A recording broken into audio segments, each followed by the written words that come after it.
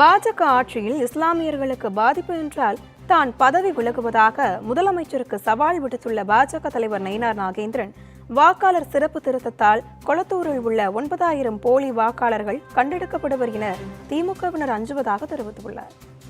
இந்திய குடியுரிமை சட்டத்தை கொண்டு வந்திருக்கிறார்கள். இது இஸ்லாமியர்களுக்கு எதிரான சட்டம் என்று சொன்னார்.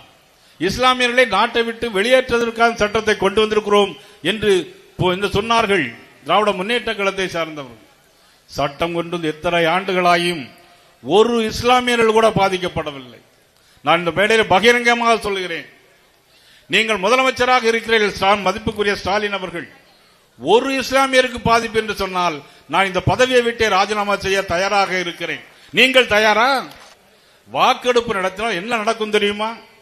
கொளத்தூர் சட்டமன்ற தொகுதியிலேயே 9,000 வாக்காளர்கள் போலி வாக்காளர்களை சேர்த்து வைத்திருக்கிறார்கள்.